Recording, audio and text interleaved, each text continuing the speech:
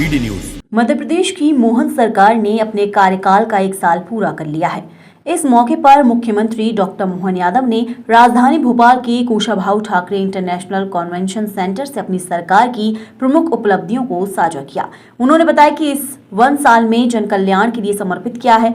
मुख्यमंत्री ने कहा कि राज्य में विधानसभा चुनाव में भाजपा ने 7 में से 6 सीटों पर जीत हासिल की है।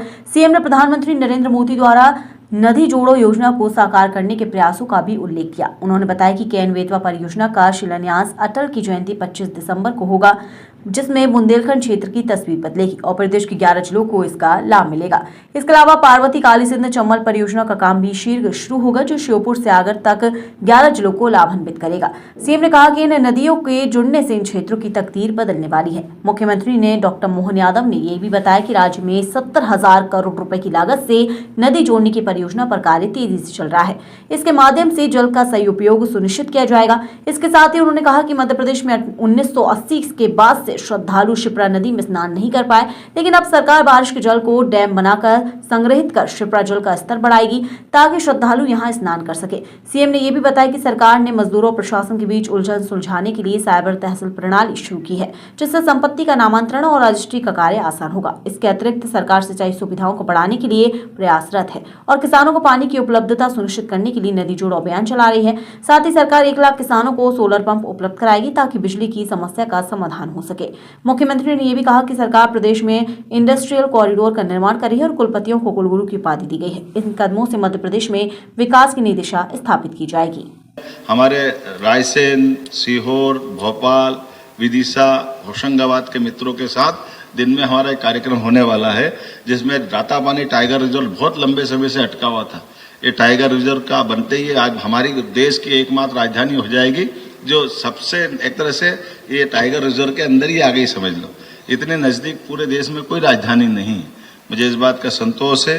हमने इस पे भी काम किया है और इसके बाद ये 8वां टाइगर रिजर्व बना और 9वां हमारा माधव टाइगर रिजर्व बनने वाला है, जिसकी भारत सरकार ने औपचारिकता कर दी है। हमारा भी अधिसूचना जारी हुई है, एक थोड़ी प्रोसेस बची है, तो इसी के 15-20 दिन में एक बड़ी चीज हो जाएगी। चीता कॉरिडोर से लेकर के बाकी सारी बातें तो आपने सबने देखा ही है। अब स्थायी रूप से हाथी भी हमारे यहाँ बस गए। हाथी के बसने से हमारे राज्य में कुछ चुनौतियां भी आई है, कुछ हमको सीखने को भी मिल रहा है, कुछ हमको भी इसके लाए, क्योंकि लगभग 100 साल पहले तक हाथी रहते थे, लेकिन आज की स्थिति में 100 के आसपास हाथी हमारे पास आ गए और वो जा नहीं रहे। और जाना के साथ हमको उनके जैसे टाइगर बस रहे, टाइगर के रिजर्व पार्क बना रहा है, ऐसे हाथियों के लिए भी स्थायी रूप से हमको प्लान करना है।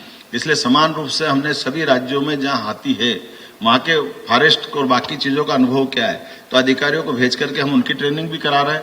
मैं स्वयं भी जनवरी में काजीरंगा जो असम का पार्क है, मैं वहां खुद जाने वाला। मेरी मुख्यमंत्री से बात हुई है कि हम एक ठोस समाधान निकालें ताकि ये जो मानव और हमारे हाथियों के संघर्ष से कम हो सके और कुल मिलाकर के स्थायी रूप से हम इनको बसाएंगे तो इन व्यवस्थाओं पे आने वाले समय में इनकी संख्या भी बढ़ेगी। हो सकता अभी 2 माधवनगढ़ और इधर टाइगर पार्क पे आगे बढ़ते जाएंगे तो हमारी कोई कष्ट नहीं आना चाहिए।